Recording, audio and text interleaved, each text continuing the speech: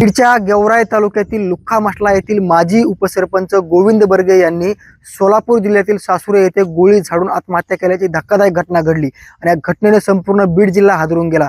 मात्र ही घटना जी घडली या घटनेने संपूर्ण बीड जिल्हा तर हादरला। मात्र ज्या नर्तिकेने माजी उपसरपंच गोविंद बर्गे यांच्याकडे आलिशान घराची मागणी केली होती, त्याचबरोबर माझ्या भावाच्या नावावरती 5 एकर जमीन करून दे, नसा तुझ्यावरती खोटा बलात्काराचा गुन्हा दाखल करेल, ज्या आलिशान घराची मागणी केली होती हेच ते आलिशान घर आहे जे की गेवराई शहरामधलं माधवनगरमधलं हे घर आहे।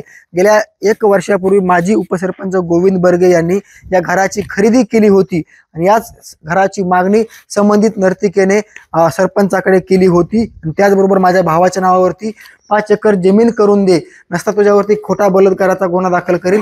या घराची वास्तुशांती देखील गृहप्रवेश देखील झाला त्या ठिकाणी आपण बघू शकतोय आणि याच घरामध्ये संबंधित माजी उपसरपंच गोविंद बर्गे आणि त्याचबरोबर त्यांचं संबंधित कुटुंबीय राहण्यासाठी येणार होतं। मात्र त्यांचं राहण्याचं स्वप्न जे आहे आता अधुरं राहिलेलं आहे। माझ्यासोबत इथले काही नागरिक आहेत। काय सांगाल काका, हे घर कधी खरेदी केलं होतं आणि किती त्याची किंमत आहे सविस्तर सांगा। तर 10-11 महिने झाले या घराची खरेदी झालेली। तर ह्या घराची 40 लाख रुपये किंमत होती। काय त्यांच्याबद्दल काय माहिती काय? तर ते इथं राहायला येणार होते, तर वास्तुशांती केली। वास्तुशांती केल्याच्या नंतर ते त्यांना विचारलं की तुम्ही कधी येणार आहे? ते म्हणले नाही, मला मुंबईला जाऊन यायचं आहे, मला मोर्चामध्ये जायचं आहे आणि मोर्चाचं झाल्याच्या नंतर मी निर्णय घेणार आहे, नंतर मी राहायला येणार आहे, असं त्यानं माहिती दिली ती। काय वास्तुशांती कधी झाली काय? तर वास्तुशांतीला 15 दिवस झाले वास्तुशांती होऊन।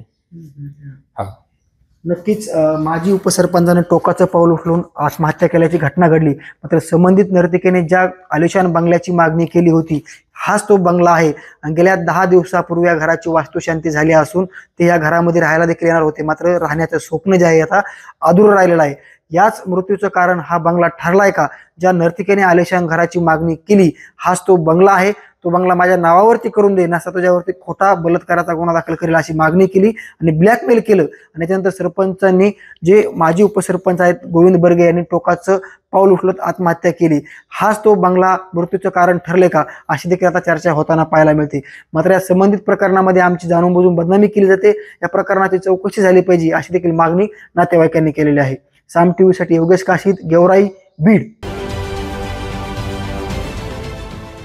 देश विदेशातील प्रत्येक घडामोडींचे लाईव्ह अपडेट मिळवण्यासाठी आता साम टीव्हीच्या सर्व सोशल मीडिया प्लॅटफॉर्मला लाईक, फॉलो आणि सबस्क्राईब करा। तसंच सर्व नोटिफिकेशनसाठी बेल आयकॉन प्रेस करायला विसरू नका।